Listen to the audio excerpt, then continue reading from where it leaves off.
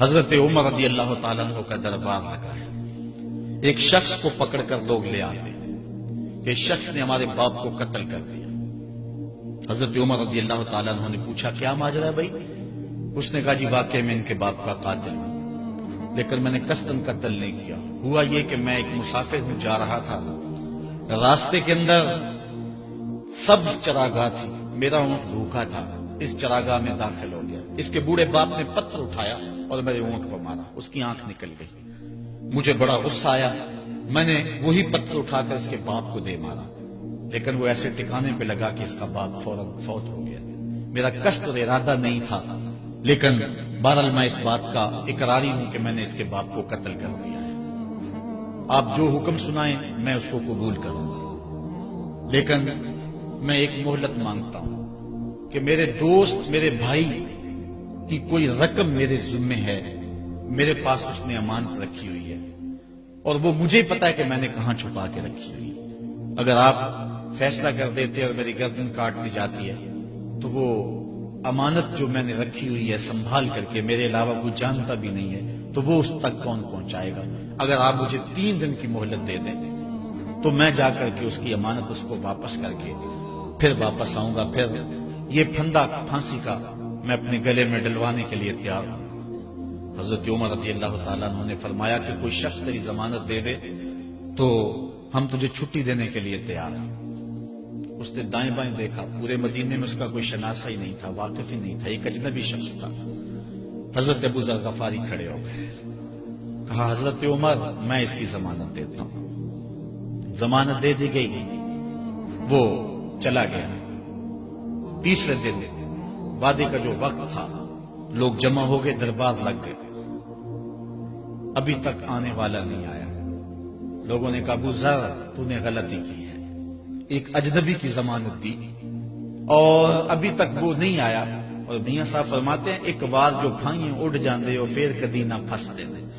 ظاہر ہے وہ چلا گیا، واپس تو نہیں پلٹ کے آئے گا، اسے پتا ہے کہ آگے سیدھی سیدھی میری موت ہے، تو تم نے یہ کیا غلطی کی؟ خیر آپ نے فرمایا کہ اگر وہ نہ آیا تو یہ پھانسی کا پھندا میرے گلے میں ڈال دینا، لیکن بہرحال میں نے اس کی ضمانت دی. کچھ عرصہ بیتا کہ دور سے گرد و غبار اڑتا ہوا دکھائی دیا. جب صورت واضح ہوئی تو وہی شخص تھا. حضرت عمر فاروق رضی اللہ تعالیٰ عنہ کے دربار میں کھڑا ہو کہنے لگا حضرت کسی وجہ سے تاخیر سے پہنچا ہوں، معذرت چاہتا ہوں، اب جو حکم ہے پورا کیجیے. حضرت عمر رضی اللہ تعالیٰ عنہ اس کے پھانسی کے احکامات جاری کر چکے تھے. آپ نے فرمایا کہ ابو ذر یہ بتا کہ تو نے اس کی ضمانت کیسے دی جب تو اسے جانتا نہیں تھا؟ تو سن حضرت ابو ذر غفاری نے کیا کہا ایک اجنبی میرے محمد کے مدینے میں پناہ مانگ رہا تھا اور اس نے چاروں سمت دیکھا اور کوئی شخص نہیں تھا جو اس کو امان دیتا اور اس کی ضمانت دیتا، تو میں نے اس لیے ضمانت دے دی کہ نہ بھی آیا تو اپنی جان چلی جائے گی. کل کو یہ تو نہیں کہے گا کہ محمد کے مدینے میں کسی نے ضمانت مانگی تھی، پورے شہر میں کوئی ضمانت دینے والا نہیں تھا. اس کو کہا کہ انہوں نے تو ضمانت دے دی، میاں اب تو بتا کہ تو چلا گیا تھا، تجھے جانتا کوئی نہیں تھا، نہ پلٹ کے آتا تو تجھے کوئی پوچھنے والا نہیں تھا، تو تو نے یہ دوبارہ موت کے منہ میں کیوں اپنا سر رکھا ہے؟ تو اس نے کہا کہ میں نے کہا کہ ایک اجنبی کی ضمانت ایسے شخص نے دی ہے جو مجھے جانتا بھی نہیں ہے، اور اگر میں نہ گیا تو لوگ قیامت تک اجنبیوں پر بھروسہ نہیں کریں گے کہ اجنبی یوں سلوک کیا کرتے ہیں. تو حضرت عمر رضی اللہ تعالیٰ عنہ اس کے پھانسی کے احکام جاری کیے.